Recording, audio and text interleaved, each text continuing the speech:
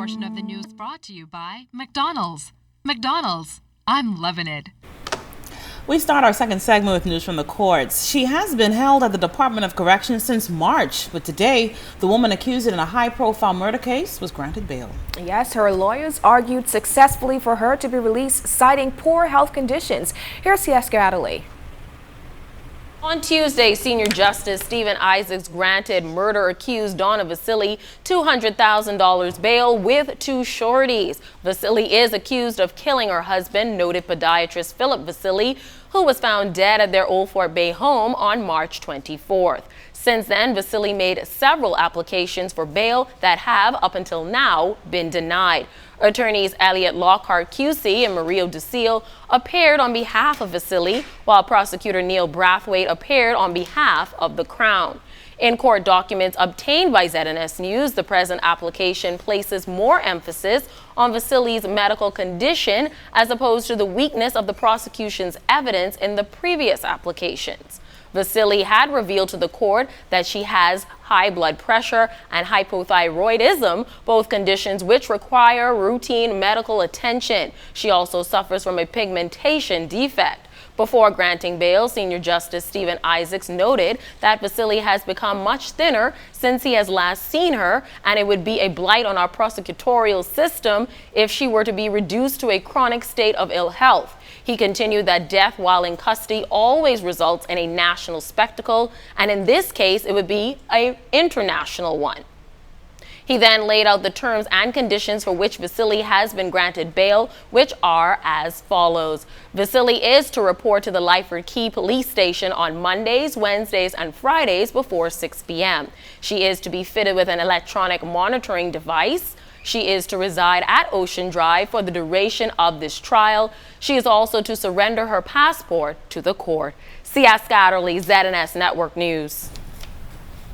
Thanks, Jessica. Crossing over now to news from Parliament. The House of Assembly resumes tomorrow, and parliamentarians are expected to begin debate on the Bahamas and United States of America Foreign Account Tax Compliance Bill, better known as FATCA. The bill cements an agreement with the United States for financial institutions to give information on their U.S. customers or clients. The former Minister of Financial Services and the Member of Parliament for Elizabeth, Ryan Pinder, was instrumental in signing the agreement. He told our news team today that the legislation will now allow those institutions to perform that task within the framework of the law. We need law, domestic law, to allow us to, and financial institutions, to be able to exchange that information. Because as you know, we have financial confidentiality laws in the Bahamas, especially in the banking industry and the financial services industry. And we need a law to authorize financial institutions to report that information, which would override the financial confidentiality laws we have in the Bahamas. And as you will see in the legislation, the actual agreement that we signed with the United States is part of the legislation. It's a schedule to the legislation. And that lays out the details and really the procedure and how the reporting will take place. The restoration of full diplomatic ties between the U.S. and Cuba is being viewed as a step in the right direction by all sides. Fern Carey sat down with the Cuban ambassador, who welcomed the move while noting that there is still a lot of work left to be done before the bilateral relationship is completely normalized. The restoration of full diplomatic ties between the United States of America and Cuba on Monday, and the reopening of embassies in both countries for the first time in 54 years, is widely welcomed by Cuban nationals, according to Cuban ambassador to the Bahamas, His Excellency Ernesto Guzman. He noted that Cuba is now working on normalizing its bilateral relationship with the United States. We are happy with this new momentum. Both the Minister of Foreign Affairs of Cuba and the Secretary of State of the U.S. yesterday they made a joint interview with the media in Washington after their meeting, and both of them they agreed to say that there was a frank conversation, there was a respectful conversation. So now we will start to work in order to try to get normal relations in the future. At the same time, the Cuban ambassador cited a number of issues that have to be addressed moving forward, such as Guantanamo Bay and the decades-old trade embargo, which still remains in place. President Obama, as part of this process, he announced a group of measures last January to try to flexibilize the embargo between Cuba and the embargo against Cuba. It is true that he cannot do by himself to lift the embargo. You know, he needs the support of the Congress of the U.S. But it is also true that he has executive power to take some kind of measures to try to flexibilize the embargo as much as possible. Many Bahamians applaud the restored relationship between the United States and Cuba. However, some residents expressed concern about its potential impact on our tourism industry. Because tourism is our #1 industry. So now, as a Bahamian, we need to wake up and we need to know that we have to treat these tourists better and we have to give more service. We have to be more serious about our tourists that come to our shore, because Cuba, there's a lot to see in Cuba. So now, we here in the Bahamas, we have competition. The only impact that would have on us is a good one. We got to start looking at things in the right light sometime. And anytime two countries can work together in peace and harmony, that is good.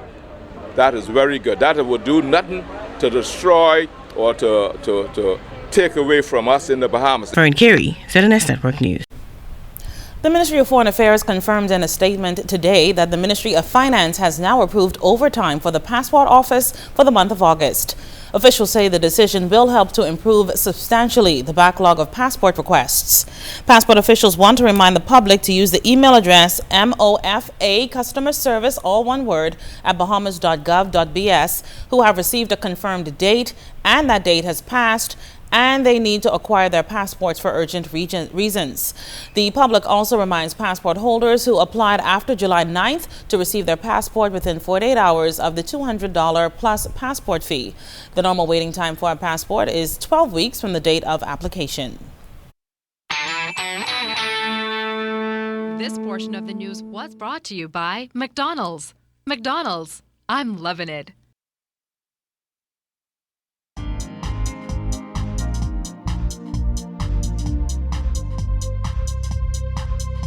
This is your Royal Fidelity Business News. I'm C.S. Scatterly. The Value-Added Tax Department reminds the public that the July 28th deadline is fast approaching for the second VAT filing period for small and medium businesses. VAT registrants must also be aware that there are several methods to pay VAT, including paying online through the online tax administration system, using your bank's online banking service, and over-the-counter at most banks.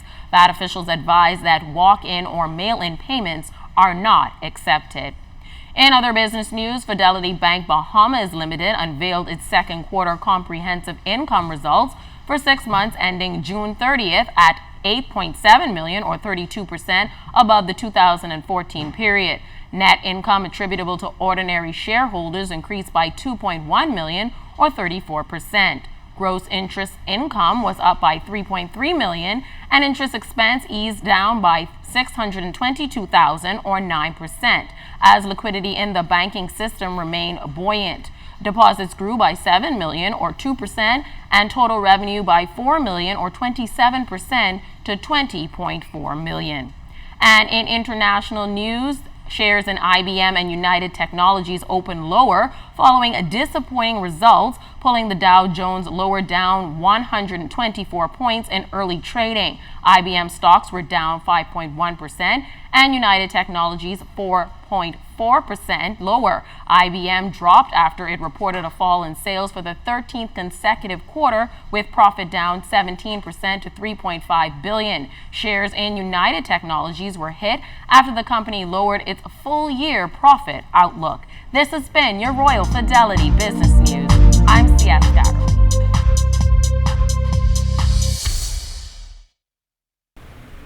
A reception is underway at Melly Resort in honor of NBA champ Klay Thompson of the Golden State Warriors. And he's the son of Bahamian NBA star Michael Thompson, and the honor is a part of the country's 42nd anniversary of independence. Our Kelsey Johnson joins us live from the Melly Resort to tell us more. Good evening, Kelsey. Good evening, Alto. Good evening, Bahamas. I'm here at the Melia Hotel. Well, the reception for Klay Thompson, a member of this year's NBA championship team, the Golden State Warriors, is taking place on the podium right now. Actually, the Prime Minister just left the podium. The Prime Minister, the Right Honorable Perry Christie, he congratulated Klay on a job well done, him and the Golden State Warriors. Now, Klay Thompson is the second child of Michael Thompson, the country's first NBA player and first foreign-born #1 pick in the 1978 draft. Michael Sr. has 3 children, Michael Jr., Klay, and Trace, all of whom played on the professional level. Klay himself was also a first-round selection taken in the 11th overall pick in the 2011 NBA draft by the Golden State Warriors. His stellar 2014-2015 season was with the Golden State Warriors, like I said, and he was nicknamed the Splash Brothers along with Stephen Curry. They had a combined 484 three-pointers this season. Now, Michael Thompson on Thursday will be honored when the name leading into the Sports Center will be renamed after him. 28 portraits along with Thompson's will be unveiled during the ceremony. Now, Michael Thompson, I had an opportunity to speak to him before the reception started. He was elated in being honored here in the Bahamas and is happy to return with his family, who's also on hand at this reception. I can also tell you that a number of the local basketball players are here, mingling with some of the professional basketball players. So hopefully that will help us get into the Olympics or give us some kind of idea on how we can get our national teams going again. But once again, Michael Thompson Sr. will be honored this Thursday here at the Queen Elizabeth Sports Center, where the road leading into the Sports Center will be renamed in his honor. Back to you, Alto. Things are looking up in the north for BTC customers. Their state-of-the-art retail store in Marsh Harbor, Abaco is modern and friendly, and employees work each day to ensure it stays that way. In tonight's BTC Island Connection, Keisha Avali introduces us to the people who connect Abaco to the world.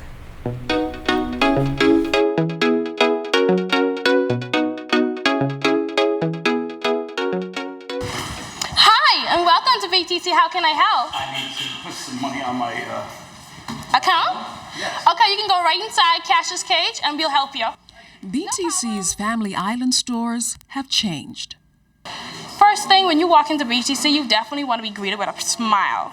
So we definitely give customers that smile, that wow experience. This Marsh Harbor store is nothing short of modern, polished, and on point. This is the retail store and main office in Abaco, and staffers like Caroline Forbes in retail say BTC every day is in their blood.